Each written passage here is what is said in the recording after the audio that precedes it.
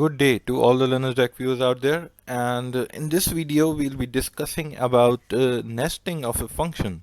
This particular video is about nested AND with an if, and then we'll see other functions as well.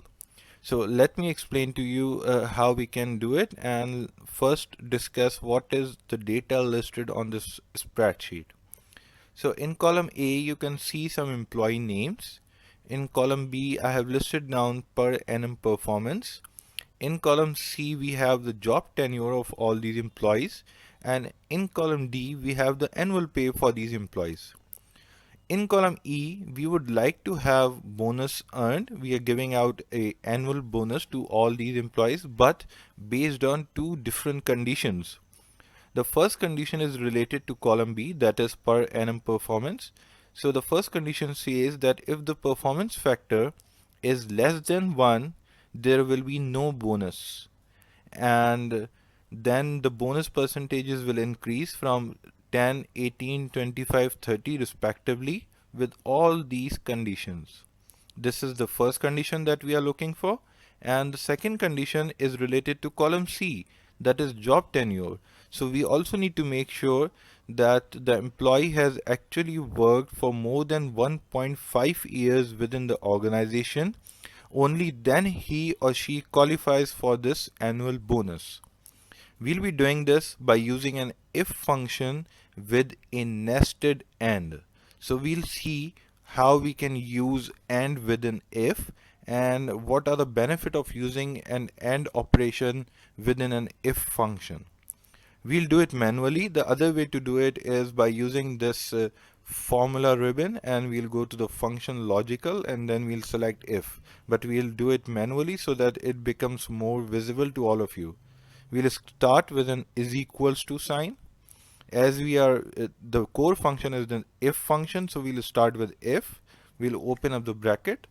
As we all know that there are three arguments with an if function. The first one is the logical test, the condition that you would like to meet.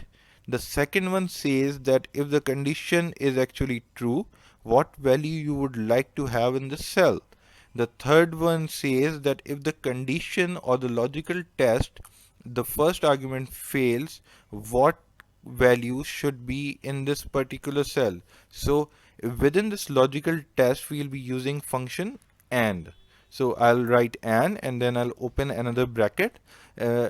AND will have only logical conditions. So the first condition that we are looking for is that only employees which have this performance factor greater than 1 are eligible. This is our first condition, and for every condition within AND we need to put an comma. So all conditions are separated by comma in AND operation. So the second condition is that the employee should have a job tenure greater than 1.5 years. So these are the two conditions. Now I'll close the bracket and AND function is closed now. We'll be back to the if function. Within if, the second argument says that if this condition is true, what you would like to do.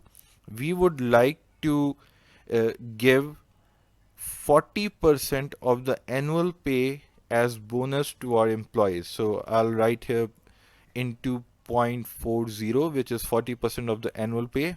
And if this condition is false, I'll write here 0, nothing else. So let's see if it works. I've hit an enter. Yes, the first employee is actually eligible for the result, and I'll drag down the results. Here it is. So it says that employees with 0 are actually not eligible, so they will have no annual bonus because any of the two condition is actually false. But all these employees with values like 80,000, 140,000, etc. are all eligible, and these are the bonus they have actually earned. So AND operator within if makes sure that there are two conditions and both should have a true result or a false result, whichever it is.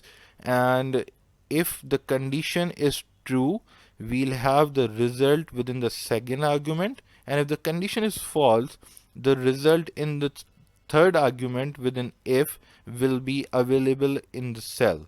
So this is how you can use an if with and.